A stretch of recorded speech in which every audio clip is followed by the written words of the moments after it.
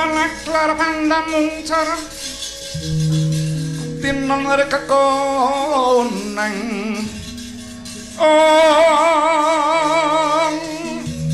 surem sorotetan padang kasrolan pajaring purname nggegono dasari mangsa katiga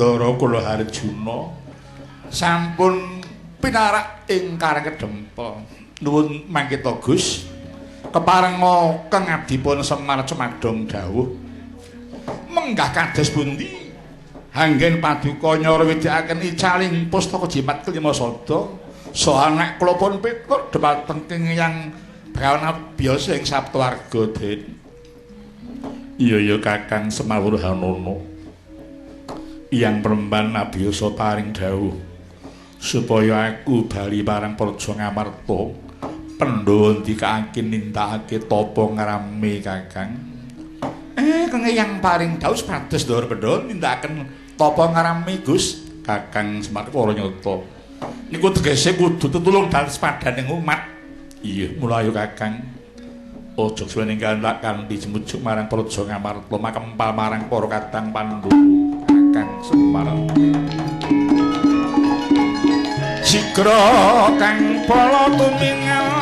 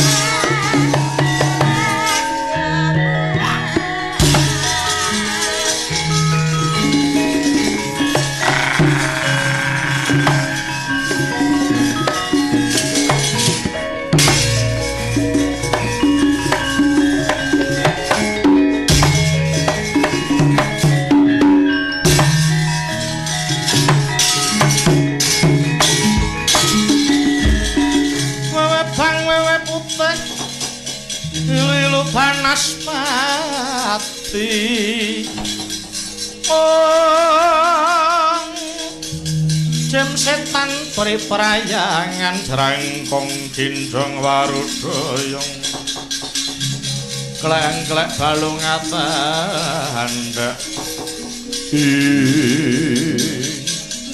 Matur bagus mantep tak takon sapa dereng aku buta bali takon ngendi dongko sapa percaya aduh junjung dongko kepala apa abam ya salah kene jeneng Daya Lintring ya bali takon kuwi sapa panengah Pandhawa Harjuna kekasih Sumedya lumaku nyanti Gus ngetutake krentek ing ati jumangka ing suku kedheping netra ora kan wacut kudu bali enduk mbacut ora entuk uruda apa semane araku apa kang tak wedeni janji ora sing tak kedheke urip kule napa ngene rangsang kemudajur kuwi Gus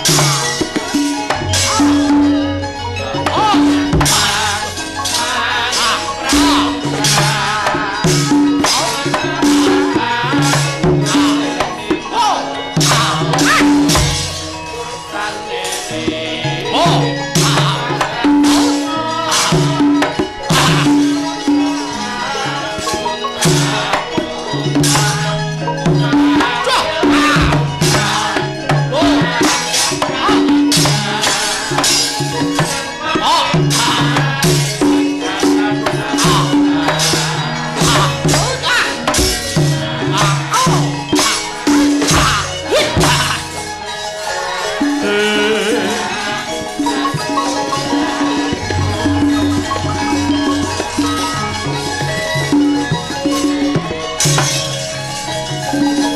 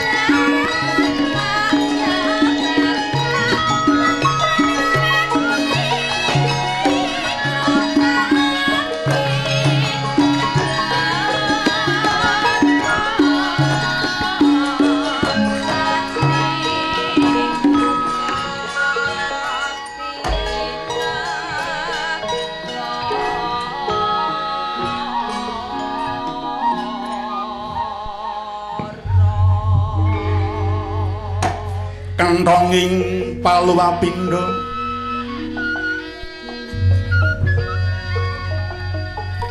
wang siting kakung karagan anjrah sabdaning sata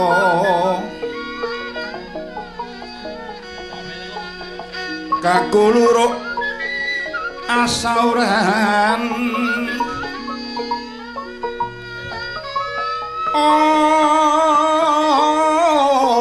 samono pameh rahina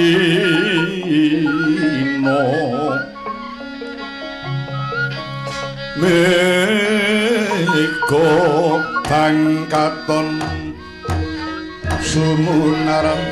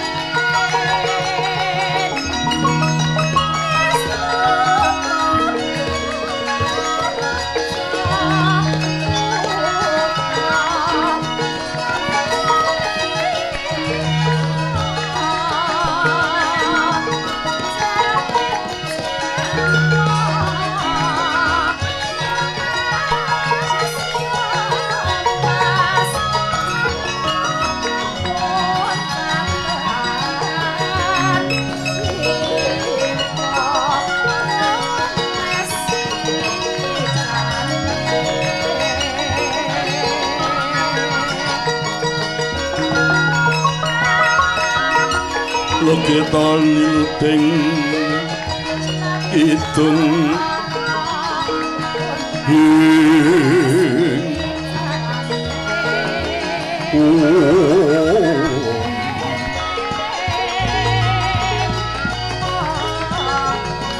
kadung kadering hamomong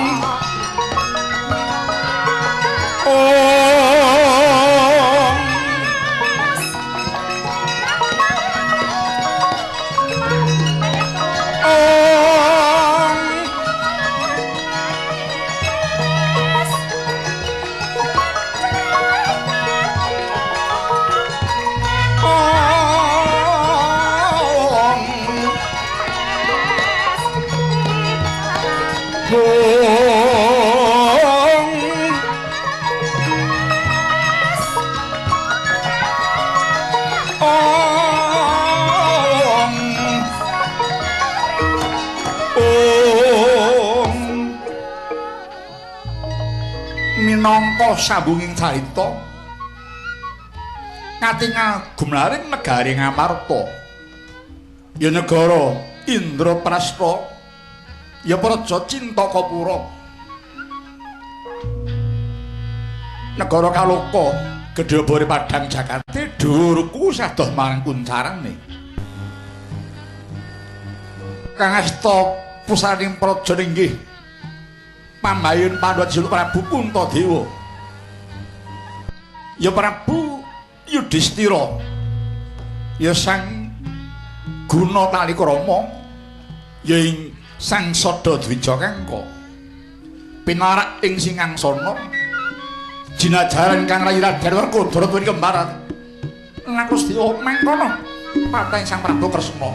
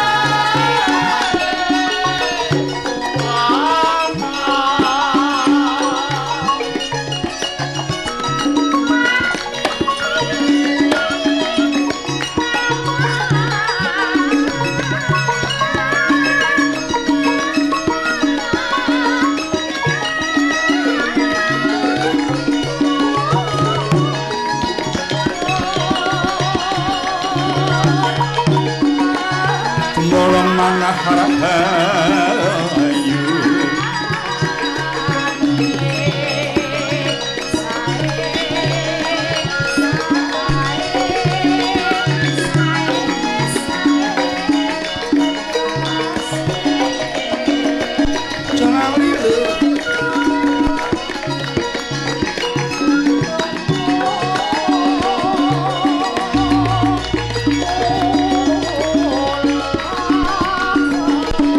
manah rahayu ayo mekang kang muka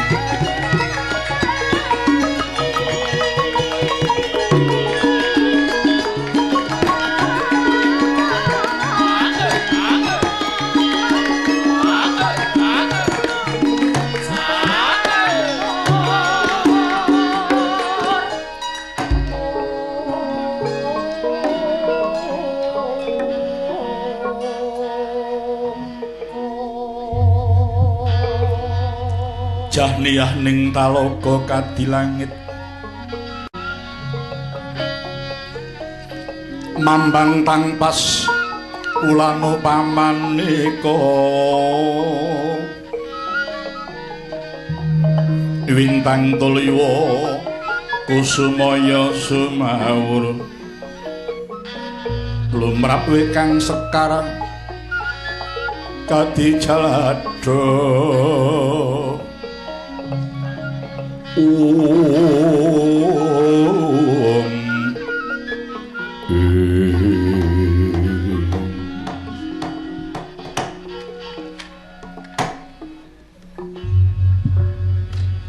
nuwun mangketa Yayaji kula tingali paduka Yayaji hanggung kendel tanpa sebawa menggalih menapa Yai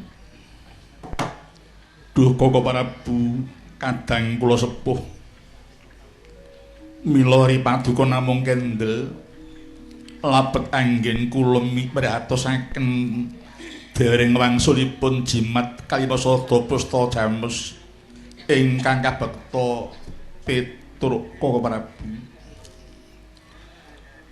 menapa menika welaking jagat saking pangeran ingkang kadhawaken dhumateng mripaduka Pandhawa Koko Prabu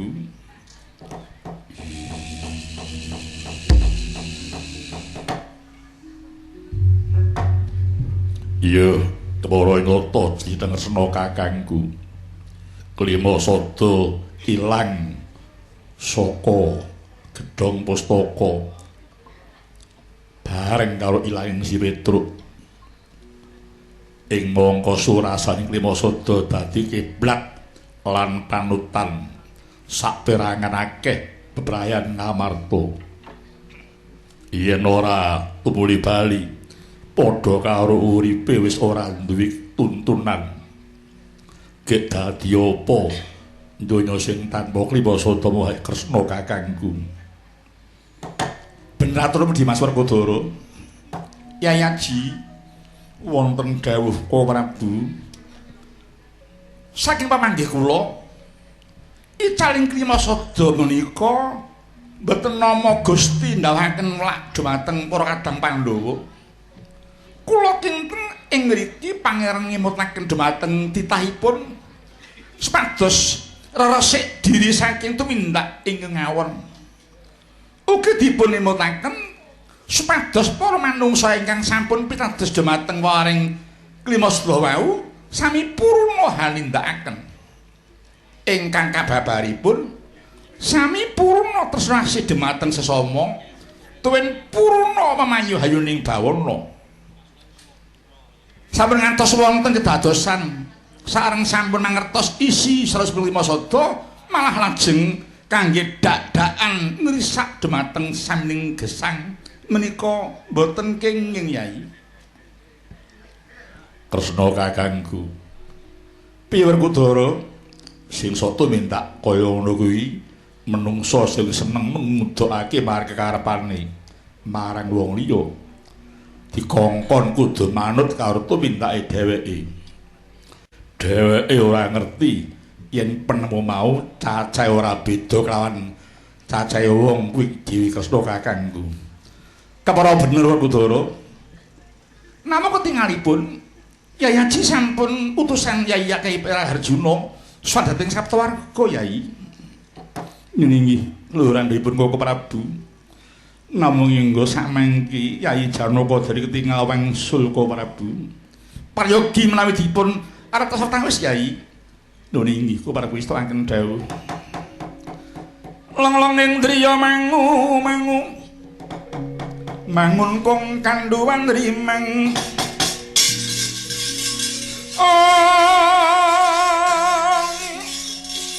Lelena tanpa kandhen yen tan tuluso mengko sang Dyah Utama swaning Patih Harya Suman.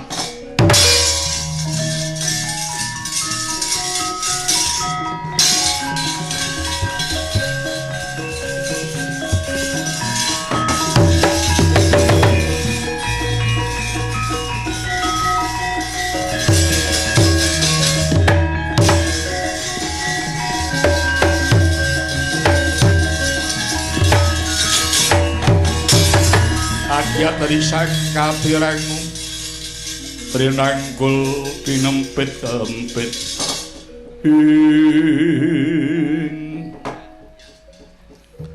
menika paman Patih Sengkuni ingkang semengko rawuh wonten ing Pandhapi Ngamarta. Sesampunipun asat pun angriwe daya-daya kula nyuwun pawartos wonten menapa paman Patih. Aduh anggir anak Prabu Puntadewa ketiwasan nggih. Wekdal menika negari Ngastina kabedah ing mengsah. Narendra saking nagari Lojita Tengara nun inggih Prabu Tongtongsot sampun kelampan ngunjur ke neraka Duryudana. Kapara samangke piyambakipun badhe ngwiyaraken jajan malih kaning luruk dhateng nagari Ngamarta mriki anak Prabu mila mugi anak Prabu paring sumengka lan samapta ing gati. Aja tok melu-melu.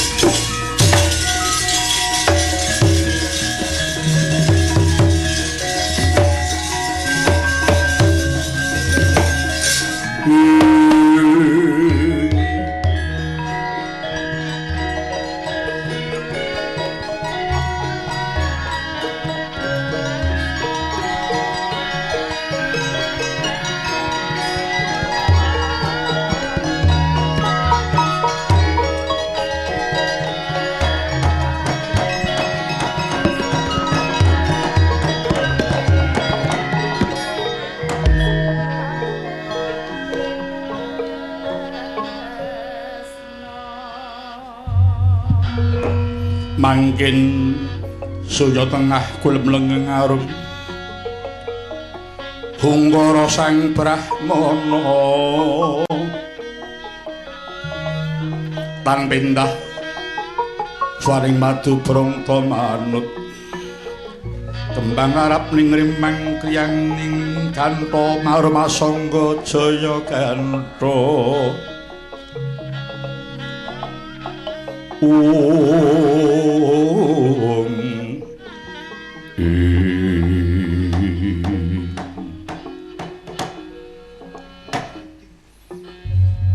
Dimas Arjuna ingkang wis bali pan pawartan ninggone Siadi Swan Kangjeng Hyang Saptawarga nyuwun kalidamar Arjuna nun inggih Koko Prabu Kangjeng Hyang paring dawuh wangsulipun jimat kalimasada kedah tinumbasan kanthi pandha nindakaken tapa ngrami Koko Prabu mengkono Yai nun inggih Yai KIP wonten dawuh Kakang Prabu Ndorowati.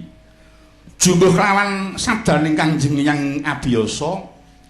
Iki Werkudara kepara wis budhal marang Praja Ngastina. Kang wigati bakal nundung mungsuh kang wektu iki wis lakon bedah Praja Ngastina. Nadyan pun Kakang babar pisan ora percaya marang aturing Sengguni sing jarene ratu mau bakal bedah Praja Ngamarta. Tak kira ora ana alani yen to sinadyan pun Kakang sumusul marang Kang Raka Brasa Werkudara. Bumi gonjang kanjing langit kelap-kelap katon. Lur gincaning sang mawe gandrung. Inggih Kakang Prabu namung nderek menapa dawuh Prabu Ndorowati. Nuwun sewu Yayaji, wonten dawuh Kakang Prabu. Menapa wonten kepareng paduka menawi paduka Yayaji kula dherekaken ameng-ameng nyelaken negari Ngastina Yai. Inggih Kakang Prabu istok dawuh. Monggo kula dherekaken Yayaji.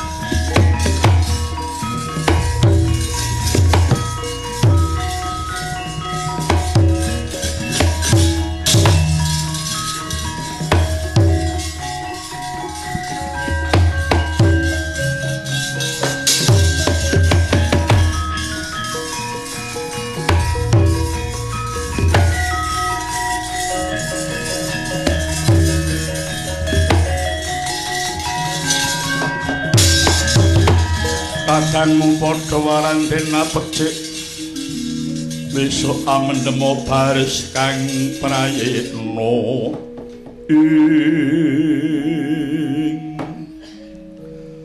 mengko Sang Prabu Anom Jayastika wonten dawuh sinuwun. Perlu aku ngilingke marang jeneng para Sang Prabu yen to olehku dadi ratu ening praja Nusarukmi ora suwe meneh. Gandeng aku iki mung kepengin mbuktekke kaya ngapa amping pustaka Jimat Klimasada. Mula banjur tak gawa mlayu nganti teka Nusarukmi kene.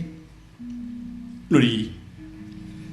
Sawise aku maca isining Jimat Klimasada kanthi madhep mantep, jebul kang tak gayuh teka. Aku dadi ratu iki sing tak anggo piyandel mung ampuing Jimat Klimasada ketitik. Sira wis kelakon kalah karo dayane Jimat Klimasada. Jebul ora mung mandhek ana kabar bab ampuing Klimasada. Iki aku wis mbuktekke dhewe kehebatane. Mula welingku marang Sang Prabu Jayastika, aja pisan-pisan kowe maido marang surasane Jimat Klimasada. Iya luhuran dawuh Paduka Sang Prabu. Tong-tong sot. Kejaba saka iku ketoke aku ora bakal suwe meneh dadi ratu negaramu kene iki Jayastika. wis teko dadi wanci panguwasa Nusara kuwi tumuli tak balekke marang Sang Prabu kang majipi negara iki. Ya mung aku meling karo kowe ya Mas Jaya. Supaya olehmu dadi ratu kuwi slamet, gak eneng apa-apa lan gak mlebu ning nggon penjara. Kejaba sira nindakake 12 bab surasaning pepangkem Serat Kitaradya. Luwih wigati yaiku sira uga nindakno marang wewarahing wong kang dadi pangarsa kang sinebut Catur Warawinasis. Catur Warawinasis iya. Catur kuwi papat, wara kuwi pinilih, wasis tegese pinter. Dadi piwulang papat mau ya kang sinebut sidik. Sidik kuwi tegese jujur, ora mincla-mincli rembugi. Bisa bener pengucape, titis wicarane, mandi apa kang dadi sabdane lan awas mripat batine. Kala mangsane kena goroh ning gorohe mau kanggo pepayunging keslametan lan kanggo keperluaning negara sing luwih wigati. Inggih Sang Prabu. Wara kang kaping pindho yaiku amanah. Tegese kena dipercaya lire biswa ngandelake kapercayaning liyan lan wong amanah iku bisa ngrampungi gawe ora ngenggokake kapercayaan sing wis disampirake ning pundhake. Inggih Sang Prabu. Kang kaping telu yaiku tablek.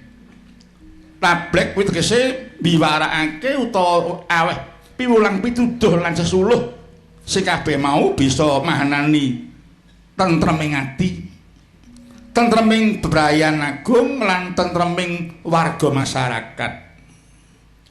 Wong tablek kuwi yen diweni Purbawasisa ngabarake sawening pawarta ya dikabarake apa anane, ora suda lan ora wuh. Lajeng ing kawekasan menapa sinuwun? Ing kawekasan yaiku fatonah. Fatonah kuwi tegese cerdas, pinter, mumpuni sabarang kawruh utawa ngelmune. Wong fatonah kuwi watake bodhone dina kok ngarep, pintere ditutup-tutupi. Sebabe apa? Pamrih ora gampang ngulatake, ngungalake dada. Merga dialembono dening liyan kang jalari duwe hambek angkuh sombong rumangsa luwih dhewe. Mula sesantine wong fatonah kuwi tansah eling marang tembung aja dumeh. Lamun pangarsa bisa kaya kang tak kandhake mau, uripe mesti tansah tinuntun dening Gusti Cipta Jagat ya Sang Prabu. Lan uga bakal sliyudan dening para kawulane. Uga adoh saka sakraing urbeda. Tur atine ayem tentrem, pikirane ora kemurungsung, merga rumangsa ora tumindak kang nyerak marang watoning donya lan ngakirate ya Sang Prabu. Inggih sinuwun. Dumados Sang Prabu tansah kulestakaken lono. Iya. Mas Jaya, kula aku bar meling-meling kok wetengku kok rasa luwe. Lah. Dos pundi Sang Prabu Tongsoot menika gerah luwe. Luwe kok lara. Iya. Apa mbri mau sih ana pincuke ya? Tas dipun ngengeki wayah Aryan. Dipun tutupi kula wae. Putu siji ae jan nyeneng kita. Mbahne nyambut gawe tutup-tutupi panganan niku terus go mulih. Ora ding mung guyon dikira tenan. Aja sing ngaku kancaku gawe tak elekke. Ora perwira kowe nggo kaya ngono kuwi. Sini-sini kaya yoga kuna. Nggawa buntel. Heeh. Ning kok rada semelenget ki. Kenapa ki, Dik? Aja ngentut iki kecentok apa? Banget. Esthipun kula nggih sampun mampir namung ajrih badhe matur. Tepaksa kula empet. Ya kudu ngono wong kowe iki andhaku kok. Kula ingaten. Ha iya, sene kowe ning mburiku ya kudu nadahe apa-apa dadi. Kuwi maji dadi prihatinmu karo tapahmu ya. Yen tapahmu kuat iki kuat dherekke aku. Wih. Mung sak entut iki. Dhuwur men kasihate. Nduting pengarepe beda. Padha basake iki beda. Nyata lato saking dosa sakuru kula. Ya mutusa saeng Sri Geger Jawi.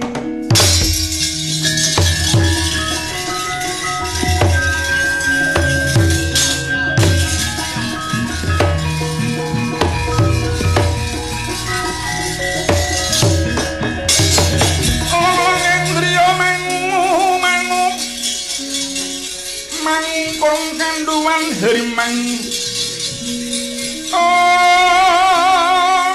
lelena tanpa kanden yen tangklusa mengku saindyah utama mangkono sanata muda wis nyolon ngrerepa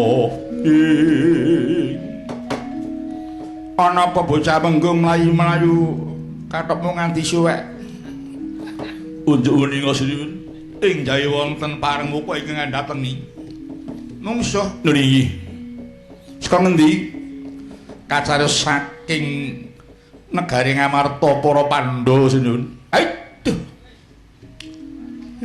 dopat sajarep naca kimpenku mong aku mau ngimpi dirubung siwur jebul mungsuh gawat teko kene Pandhawa teko rene ora urung arep njipuk sing tak gawa iki. Mula ta mula aku turu ora kerasan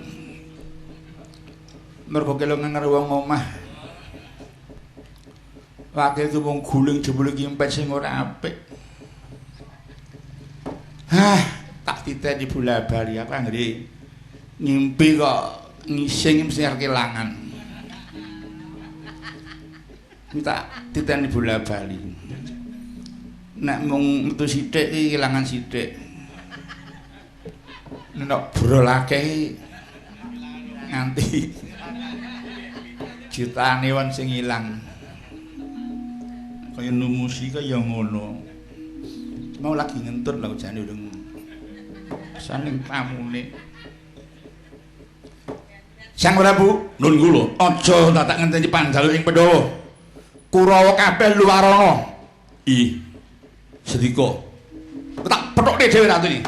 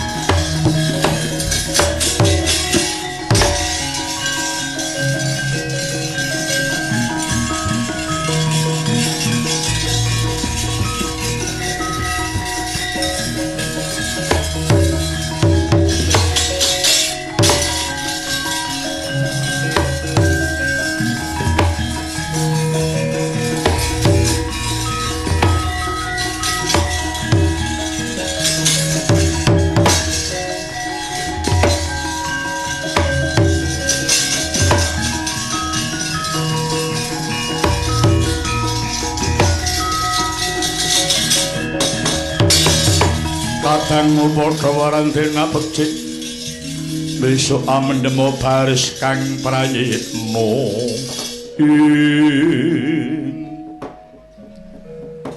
iki ana wong gagah prakosa teko ning ngarepku sapa jenengmu Werkudara wah wis ngerti jenengku iya kuwi haranku kowe kuwi sapa Narendra Sekala Jita Tengara. Jejulukku Prabu Tongtongsot. Ana parigawe apa kowe teko ngasti kene? Aku njaluk bali panguwasa Praja Ngastina sing tok rebut lan kowe ora bakal kelakon bedah Praja Ngawarta yen durung bisa nglangkai bangkit ing Werkudara. Lho. Jagat Dewa Bathara kok ana pawarta sing ora pas. Werkudara ngawur kanggamu sapa sing arep bedah Praja Ngamarta kuwi jenenge kowe satriya sing kurang waspada. Buktine kowe gampang didukumba karo manungsa sing pengawak setan. Apa wis mingerke blatku kok aku ngrusuhi negaramu ngerti ya Werkudara? Tekaku kene ora niat bedah Praja Ngastina. Ning aku mung dandan-dandani Praja Ngastina. Dandani jiwane para Kurawa sing wis kebacut ngoyot marang tumindak serakah. Yen bisa arep tak bilasi mboko sithik ben bali marang dalan ing kautaman dalan bener. Lah yen tumindakku iki tak anggap luput, tegese kowe seneng yen negara kuwi diiseni wong serakah karo wong sing angkramurka tumindake runtuh. Wah, jebul becik banget tumindakmu.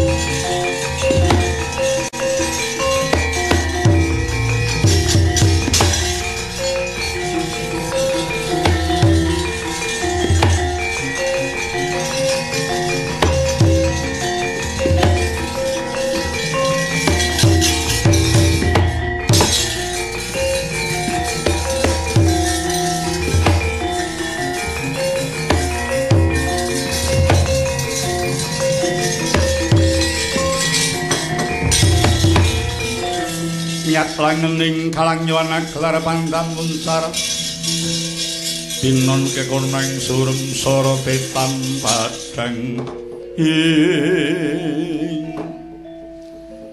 kaya wong kisinan ana napa Werkudara?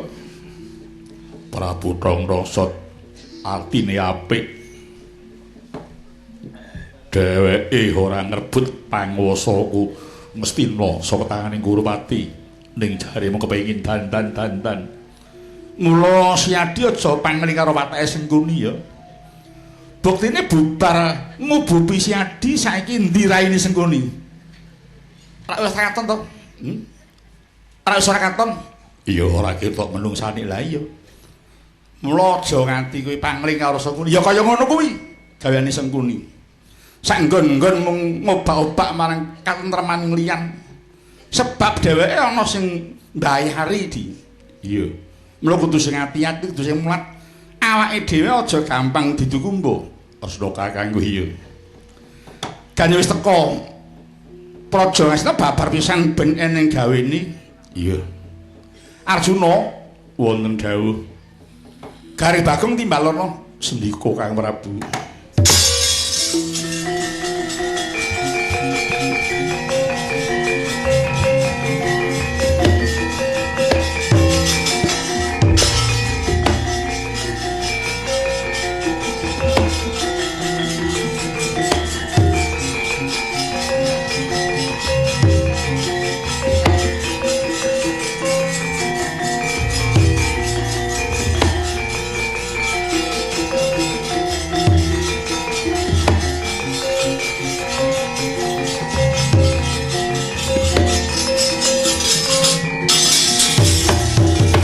Kadangmu padha warang dena becik besok amedmo baris kang prayitna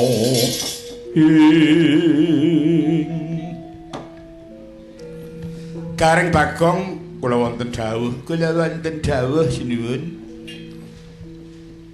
kowe tak jaluk gawemu keparingipun dawuhipun dados pundi mara gage kowe padha nangisa ning ngareping Prabu Tongtongset kae gareng kowe sambata yen bapakmu Semar lara banget dene Bagong kowe sambata yen mbakyumu bojone Petruk lunga ora pamit sedika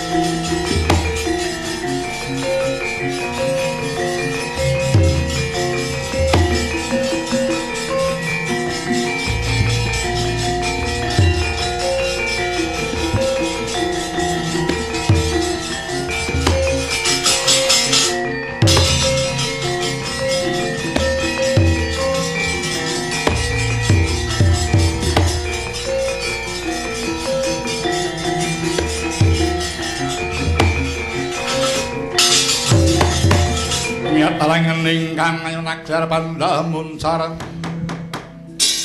kinon kekuneng surem sara tetan dadang walah Bagong piye to Le Bapak Semar mbuh esuk mbuh sore Gong ditambani apa-apa wis gak mari gak waras babar pisan walah penyakit apa sing nyandang nyang awakmu lara kok malah awakmu lemu eneng wong tilik nggoroti yo entek lara apa to mo ning deg-degi ati ora omong mung mripate ketok putih tok kala-kala sok kejang-kejang sikile mo kowe linga ya mo sing duwe tanggung jawab anak apa awake dhewe bakal kelangan wong tuwa to Gong bapak piye Le alah bapak kok ya ora mesake karo anak-anak iki wis durungane gawean lara terus jenebus obat ae ora mesake karo sing kelompok-kelompok ulemu gagas Petruk nganti tok rewangi lara to Pak alah yu Mbak Yu Rantawati bojone Petruk kok mung semono lehmu tresna karo kakangku to yu biyen ketok apa saiki ketok apa lagi ditinggal Petruk sedih lho wae kok kowe wis minggat karo wong lanang liya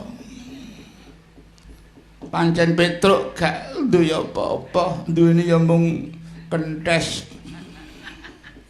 mesti beda yen tok tanding karo singgo kowe saiki kaya wong gonta-ganti kendaraan ning apa tok kita sugih gonta-ganti datake jam kemong makelarep mobil alah yu olehmu ngawula nyang sek kok banget temen kuwi jane prisek tenan ditinggal Petruk sedurung sila kok wis nglebokke wong lanang pirang-pirang nglebokke slamet barang nganti melu nabuh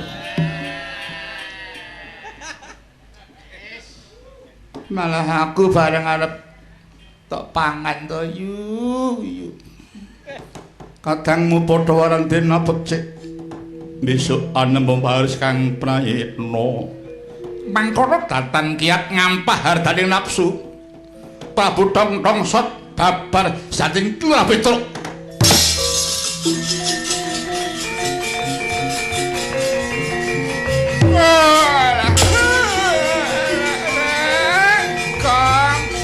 terus terus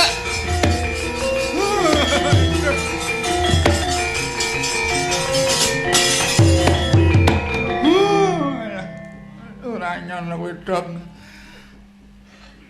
gagas karo sing wis ora enek jebul malah direwangi lara mo tresno banget karo aku ning ngomong-ngomonge Bagong lah mbeset atiku ngraji ususku lah kok kowe to terus kok kowe to Kang ning aku mau ya sikira kok rek wong radu kok ambune kok godhong sembukan iki ora kakangmu bae nek ratu kok malah yang didi kok ngantongi ganyong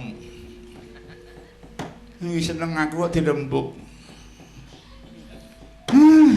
bapak lara apa leng bapak lara banget kepengin tilik bapakku iya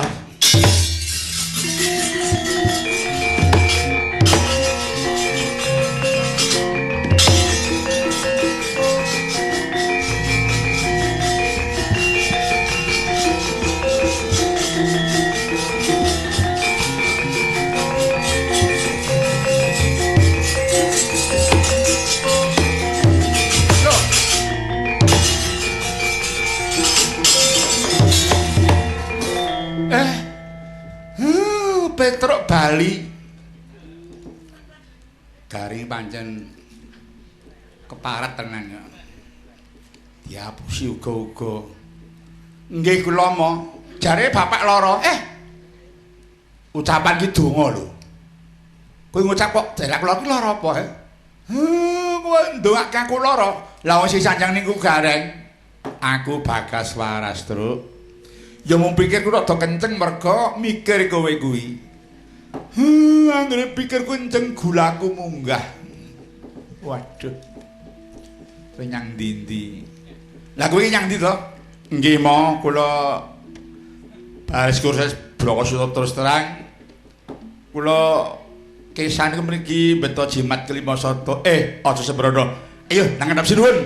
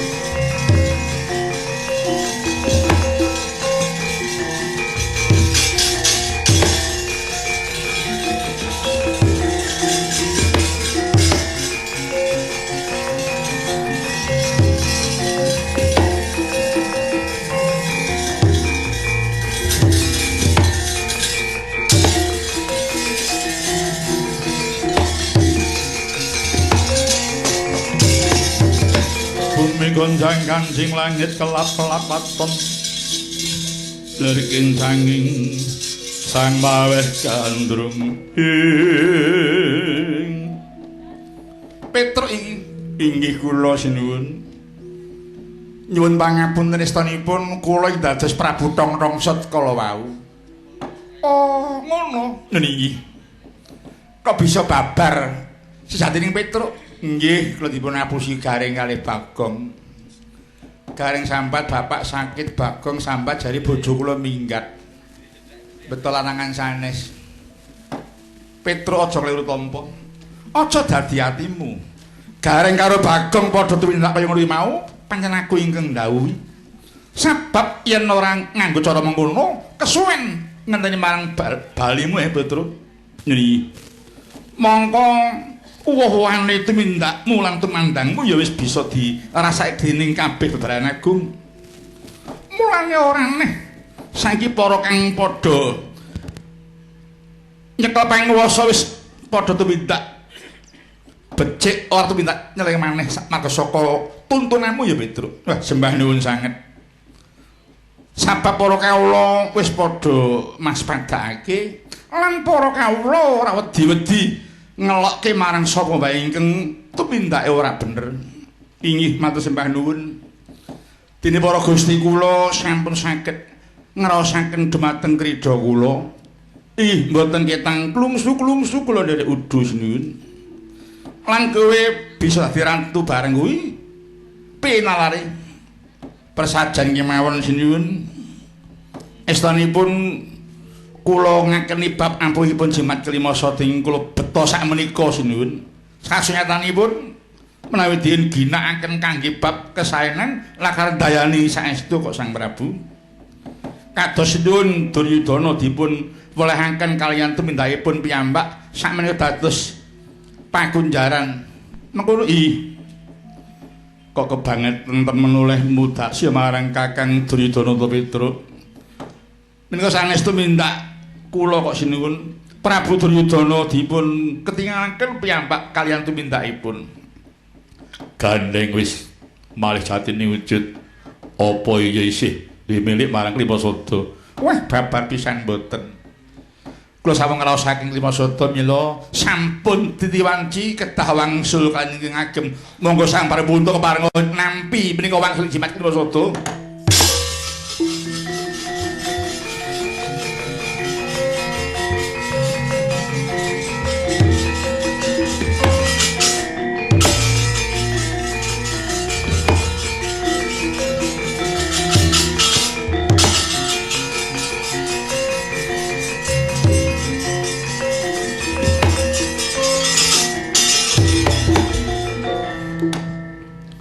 Petruk, aku ingsun paring tarima kasih marang jeneng para Petruk kang wis pareng ngaturake bali jimat Klimasada. Ih, dawuh sami-sami sinuwun. Ya Petruk, ingsun seni apa kang dadi ubayamu? Iki jeneng wis keplok ing antaraning kawula lawan Gustine. Nggone bebarengan cancut tali wanda brasta marang tumindak kang nyeleweng saka garising pernatan. Ih. Kang mengono Petruk wanci bali marang para Jangamarta, kumpul marang para warga maneh ya Petruk. Ih ngestaken dawuh sinuwun. Mugi-mugi gesang kula ngantos pecah saged tansah caket kalian piwucaling agami ingkang karesik ing jimat Klimasada kala wau. Gusti muga angijabahi. Werkudara resi ana sakabeh reget. Iya.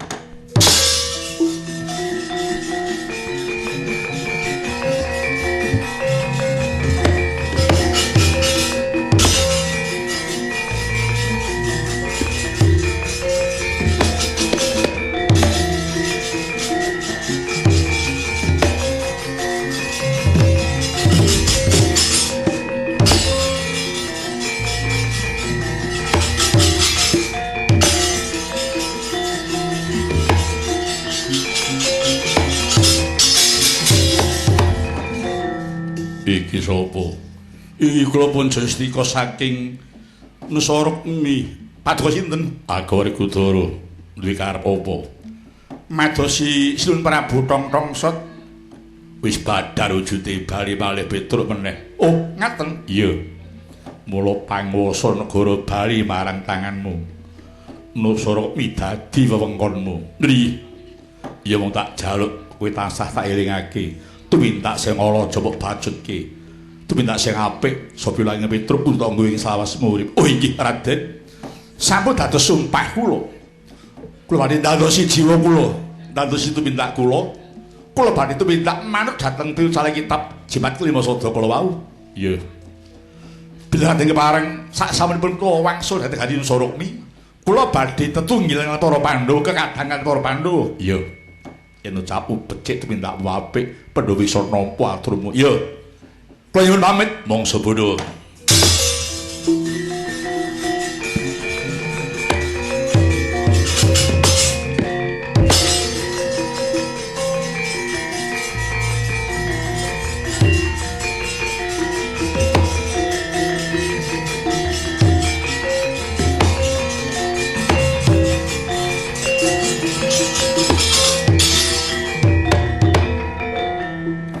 Ndara Bratasena Kakang Semarapa. Sampun wuru ing Reh Bantayuda nggih Gus. Menika sampun paripurna anggenipun anak kula pedhot dados ratu. Lampahan menika mboten nyemoni sinten-sinten. Ing pengajap namung kepengin nggigah para warga masyarakat ing Nuswantara. Bilih sampun ditiwanci kita sedaya kedah bangkit gumregah sesarengan ndandosi negari saisinipun. Awon saening negari kita menika boten namung mapan wonten pundhaking para narapraja kemawon. Ananging sedaya warga negari ugi gadah tanggal jawab ngudari dhumateng ruwet renenging kawontenan kanthi wewaton garis-garising pernatan ing sampun gumathok nggih Den. Iya. Dados boten namung sakarepe dhewe. Penyuwun kula ing ngersaning Gusti Kang nyipta jagat sabibaring ngringgitan mugi para saking negari tansah manggi hayu-hayu rahayu niskala. Tuwin kula namung ndongaaken sabibaring ngringgitan mugi-mugi ing desa Sambirata khususipun padas umumipun ngawiwiyaripun tansah manggi hayu rahayu niskala. So Mbah Lurah Sri Mulyana tansah manggi yuwana kiat momong warga agung ing Sambirata mriki. Swanten ugi Mbah Lurah lanipun Mbah Samad mugi tansah dipun paringa kiyatan lahir batos tansah ngagungaken sedekahipun kados ing dalu menika. Badhe maring ngringgitan sedaya warga tansah manggi yuwana kasembatan ingkang ginayuh sesarengan monggo sami sabiyantu dhateng Bapak Bupati sakwakilipun. Ganing menika pilihan panjenengan sedaya monggo dipun sengkuyung menapa programipun. Sampun ngantos njegali tuwin ngrendhek dhateng lampahing wewangunan ingkang dipun kemudeni Bapak Bupati sekalian wakilipun. Iya aku nek jeni dene kula sak koncingange kewajiban rumaos kalepat dun kekiranganipun katur dhumateng sedaya para pamirsa tuwin para miyarsa. Pun Semar sak kanca nyuwun gunging samudra pangaksami. Mongko pungkasan ngatur kula monggo sami sesanti. Sepisan merdika tetep merdika salaminya. Akhirul kalam wassalamualaikum warahmatullahi wabarakatuh.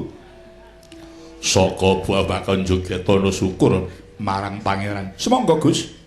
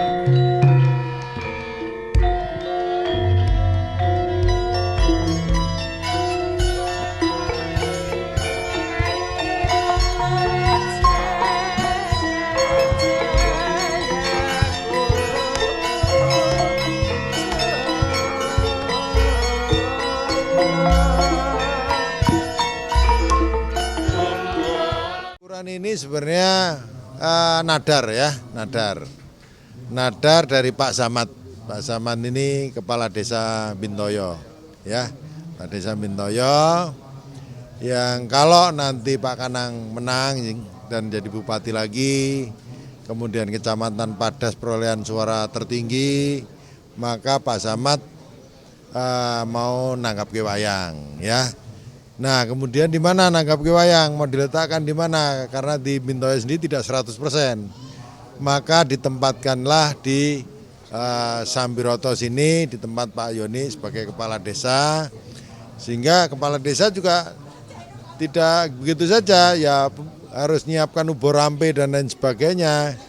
Nah inilah sehingga ini kerjasama antara Pak Samad dan Pak Yoni, dua-duanya antara Bintoyo dan Sambiroto bekerja sama, syukuran, tasyakuran. Dan tasyakuran ini tasyakuran spektakuler, enggak main-main ya. Enggak main-main, semua yang terbaik. Jadi dalang terbaik Indonesia yaitu Pak Anom Suroto ini diundang di sini bersama bintang tamunya yaitu Gareng sama Mbak Ika. Nah, ini sekedar menghibur pertama orang teman-teman kita, saudara kita di Mintoyo dan Sambiroto, dan tentu saja sekitarnya di Padas, dan tentu saja banyak semua. Beringin, Karangjati kita undang juga, termasuk Pangkur juga. Gitulah kira-kira ya. Yeah. Nah ini makanya saya senang ya kalau ada nadar, apakah itu seni-seni Jawa, apakah ketoprak, wayangan dan lain sebagainya, pengajian dan lain sebagainya, saya senang sekali. Ya, nah ini yang dipilih yang bisa membuat magnet daripada masyarakat ini Ki Anom Suroto. Kira-kira demikian.